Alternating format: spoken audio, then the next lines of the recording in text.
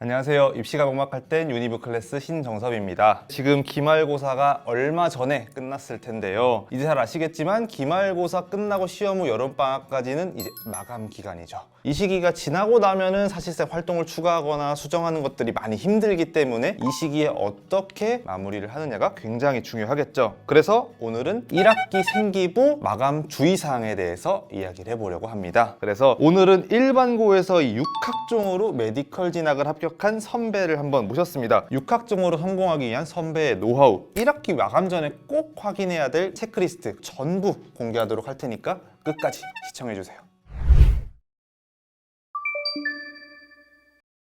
안녕하세요. 한번 자기소개 부탁드릴게요. 동국대학교 한의학과 2사학번 김다니엘이라고 합니다.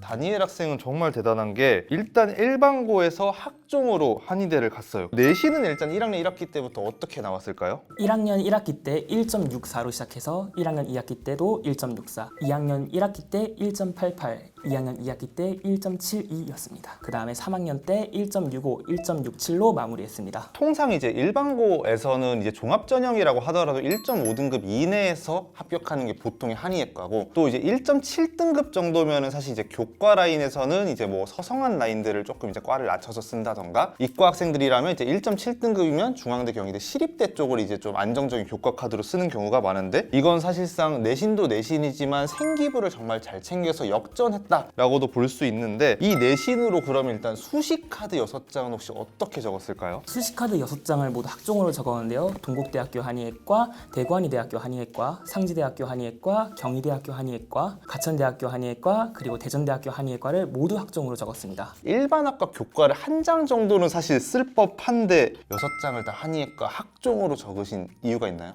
우선 제가 꼭 한의대를 가고 싶었고요. 교과로는 한의대를 갈 수 없는 성적이라서 자연스럽게 학종으로 그 눈이 쏠렸던 것 같습니다. 그래서 6장 모두를 한의과를 적었고요. 담임 선생님도 말리셨고요. 독서실 사장님도 말리셨을 정도였습니다. 사실 말릴만 하긴 해요. 왜냐면 딱 성적만 봤을 때는 위험하니까 도대체 왜 학종 6개를 적었을까 하고 제가 생기부를 한번 쭉 전반적으로 봤는데, 제가 봤을 때는 이제 1.7등급으로 이 학교에 합격할 수 있었던 거는 생기부의 힘이 분명히 있었다. 특히나 이제 전공 관련된 부분들에 대해서도 심도 있게 탐구한 내용들도 있었지만은, 사실 뭐 부회장이라던가 이런 공동체 관련돼서도 뭐 교과부장 이런 것도 사실 굉장히 많이 진행해 주셔서 전반적인 어떤 생기부의 내용들, 역량들이 좀 고루고루 탄탄하게 들어있지 않았나. 그래서 이 내신 1.7로 동국대 한의학과 학종을 합격한 그 생기부 비결을 한번 들어보도록 하겠습니다. 다들 마지막 이제 학생부를 좀 마무리하는 시기잖아요. 이 마감 시즌에 다니엘님이 집중했던 좀 가장 핵심적인 요소 하나를 꼽자면 뭘까요? 이제 다들 마지막 탐구 보고서를 내고 계실 텐데요. 저라면 탐구 보고서가 나의 의도대로 잘 적혔는가를 꼽을 것 같습니다.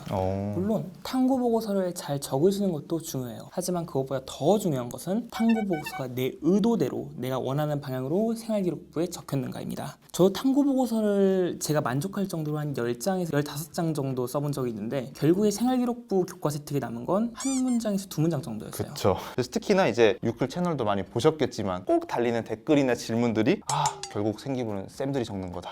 내가 일반고에서 아무리 열심히 해봤자 잘 안 적힌다. 이런 내용들을 참 많이 말씀해 주시는데, 그러면 내가 원하는 대로 의도한 대로 생기부에 적히게 만든 이 다니엘 학생만의 방법이 있다면 한번 소개해 주세요. 우선 그렇게 하기 위해서는 우리가 보기에 잘 적는 게 아니라 담당 선생님이 보시기에 잘 적혀야 해요. 그렇죠. 탐구 보고서 중에 가장 중요한 것은 서론, 결론, 그리고 탐구 제목입니다. 그래서 첫째, 제목을 키워드 위주로 매력적으로 작성하고, 그 다음 두 번째, 서론과 결론에 들어가 있는 나의 생각에 집중하라입니다. 제가 생명과학 2 교과 세트에 인수공통 감염병 원인 분석이라는 제목으로 탐구 보고서를 쓴 적이 있는데, 똑같이 그 제목이 교과 세트에 인수공통 감염병 원인 분석이라는 주제로 보고서를 작성하고 그 결과를 공유함, 이런 식으로 기재가 된 적이 있습니다. 사실 저도 학생들한테 많이 가이드를 하는 부분들이에요. 이게 요즘 그래도 서론 결론 중요하다는 건 사실 많은 분들이 알고는 있어요. 근데 제목 소홀히 하는 경우가 은근히 많더라고요. 근데 우리 일반고의 상황을 한번 생각을 해보시면요, 생기부에 작성될 때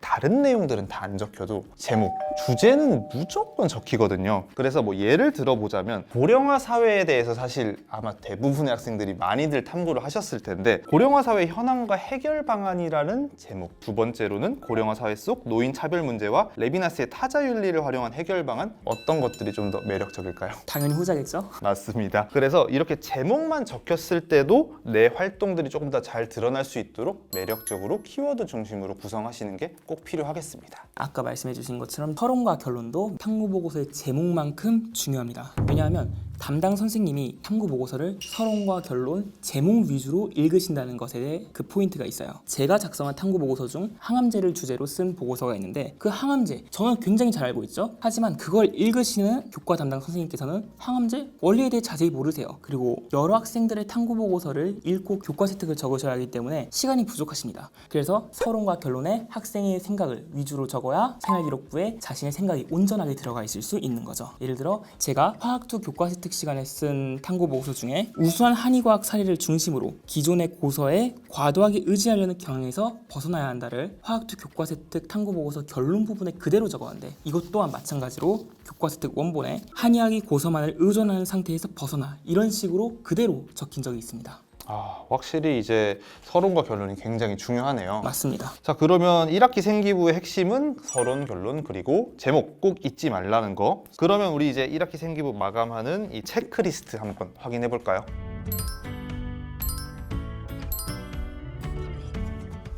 우선 내가 이해하기 어려운 수준으로 적히지 않았는가입니다. 요즘 학생들은 탐구 보고서를 적을 때 챗GPT를 정말 많이 활용합니다. 많이 활용하죠. 저도 지금 생기부 클래스 멘토를 활용하면서 그런 사례를 수도 없이 많이 봅니다. 챗GPT는 내가 이해 가능한 내용 수준으로 언제나 탐구 보고서 소재를 소개해주지 않습니다. 즉 챗GPT를 활용할 때는 언제나 우리가 이해할 수 있을 정도로만 활용해야 한다는 거죠. 왜냐하면 면접에서 모든 것을 세세하게 물어볼 수 있는 가능성이 존재하기 때문에 이해하고 완벽히 설명 가능한 것만 기재하셔야 합니다. 요즘 진짜 챗GPT 많이 써요. 이게 쉽게 탐구 활동을 진행을 하고 또 몰랐던 부분들을 체크하는 데 있어서는 사실 긍정적인 부분도 있다고는 생각하지만 사실 전문성이 좀 검증이 되지 않은 부분들이나 이런 오류들도 있기 때문에 내가 사실 교차 검증을 진행하면서 이 내용을 좀 완벽하게 이해하는 것은 사실 굉장히 중요하다는 생각입니다. 맞습니다. 그리고 같은 맥락으로 논문이나 전문 서적에 나오는 어려운 내용을 쓰지 않는 것 또한 중요합니다. 자, 그러면 이제 두 번째로 가볼게요. 두 번째 체크리스트는 뭐죠? 이전에 썼던 탐구 보고서와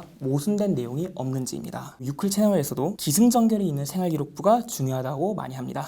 그래서 이전에 썼던 탐구 보고서와 모순되는 내용, 예를 들어 옛날에는 영문과를 중심으로 영어 영문학과를 중심으로 탐구 보고서를 작성했다면 간단하게 그냥 나는 앞으로 어떤 걸 연구하고 싶지? 어떤 활동을 하고 싶지?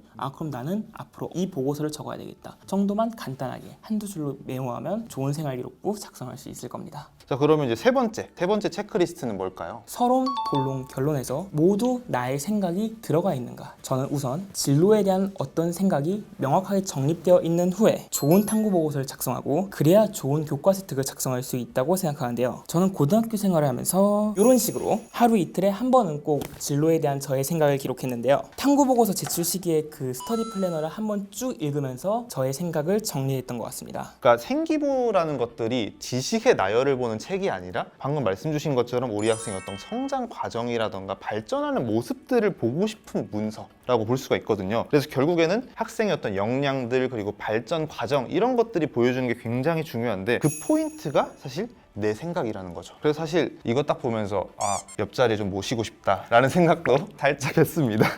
자, 그러면 다니엘 학생은 이 내 생각에서 스터디 플래너를 활용해서 기록했다고 했는데 그럼 어떤 식으로 좀 작성했고 활용을 했는지 한번 알려줄 수 있을까요? 매일 쓰는 스터디 플래너에 나의 진로에 대한 생각, 어떤 주관이 들어가야 하는지 탐구 보고서 예상 주제 같은 걸 적어두는 것이 중요하다고 생각합니다. 실제로 여기에는 내가 생각하는 한의학이란 무엇인가, 내가 생각하는 의술은 무엇인가에 대한 생각이 적혀 있고요. 제가 실제로 적었던 것 중에서 한의학은 주위 환경에 집중하고 환자의 커뮤니케이션에 포커스를 두는 반면 양의학은 주로 질병, 그 원인에 대해 집중한다는 것을 메모한 적이 있는데 그 내용이 실제 통합사회 시간 때 한방과 양방의학의 차이점이라는 제목으로 보고서를 쓴 적이 있습니다. 적어두면은 사실 이제 생기부뿐만 아니라 이 내 생각을 많이 말해야 되는 면접에도 도움이 많이 됐을 것 같은데 면접에서 잘 답변할 수 있었던 사례도 있을까요? 실제로 메디컬 관련 면접에서는 정말 자세하게 내가 예상하지 못했던 질문까지 하나하나 전부 다 질문을 주시기 때문에 평소에 여러 갈래로 생각하는 습관을 가졌던 저는 쉽게 답변할 수 있었습니다. 아까 그 한방과 양방간 차이점에 관련된 보고서를 적은 그거의 연관점을 여쭤보셨는데 한치도 망설이지 않고 쉽게 답변드렸던 것 같습니다. 평소에 생각을 쓰거나 하는 것들이 조금 부담스러울 수가 있잖아요. 특히나 지금 이제 기말고사 끝나고 나면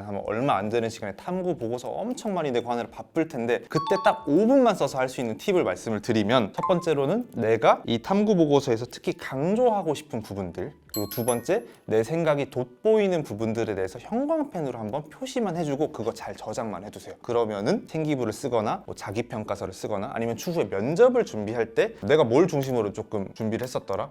내가 어떤 부분을 강조하고 싶은지 이런 것들이 잘 생각날 수가 있을 겁니다. 자, 그러면 이제 체크리스트까지 한번 확인을 해봤는데, 특히나 이제 3학년은 수시 지원 전에 생기부를 진짜 전체를 마감하는 사실 굉장히 중요한 시기고, 우리 고3 학생들은 어떤 식으로 진행을 해야 될까요? 고등학교 3학년 학생들은 수시 원서 접수를 하기 전 가장 중요한 시기입니다. 제가 1년 반 동안 생기부 클래스 멘토를 하면서 여러 합격 생기부 우수 사례를 보니 전체 생기부에서 교수님들이 가장 중요하게 생각하시는 포인트 중 하나가 고등학교 3년 동안의 그 탐구 방향이 한 문장으로 정확하게 요약되었는지예요. 한번 예시를 살펴보자면, 한의과학 사례를 중심으로 그 교과 세특에서 수행 결과물을 만들면서 한의학이 고서만을 의존하는 상태에서 벗어나 한의학 2050 미래비전 및 미래상을 선정해야 함을 강조함, 이런 식으로 한 문장으로 정확하게 적혀 있습니다. 즉, 나는 한의학의 세계화와 과학화를 이끌고 싶은 학생이라는 걸 강조한 거죠. 3년 동안의 탐구에서 나는 이 정도까지 탐구할 수 있어, 그러니까 나는 이 역량을 가진 거고 나를 뽑아줘, 이런 거를 강조하셔야 합니다. 아무래도 이제 내 활동들을 이제 한 줄로 적으려고 노력을 하다 보면 당연히 내가 과거에 했던 거랑 연결을 시켜야 되니까 내 과거 활동도 연결하려고 하고 내 과거에 들었던 호기심들도 연결하려고 한단 말이죠. 그래서 사실 이 과정 자체가 발전하는 모습이 될 수 있기 때문에 전 유의미한 포인트가 될 수 있다고 생각을 합니다. 그러면은 이 마감 시기가 다 지나고 나서 이제 여름방학이 오잖아요. 제가 꼭 사실 추천드리고 싶은 거 1, 2, 3학년 전부 다 말씀을 드리면은, 우선은 1학기 활동을 꼭 한번 정리를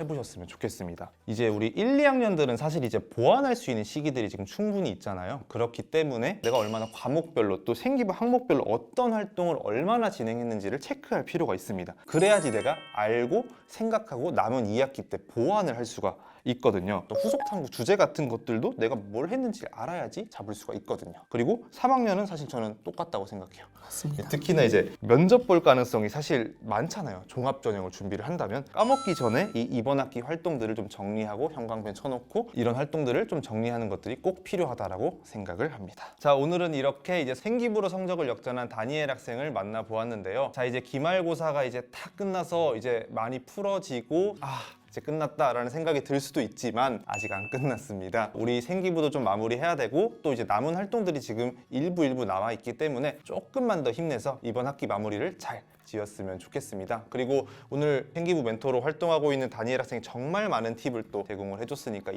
팁을 좀 잘 활용하셔서 이번 생기부 마무리를 효과적으로 해보실 것을 추천드리도록 하겠습니다. 오늘 이야기가 도움이 되셨다면 구독, 좋아요 부탁드리겠습니다.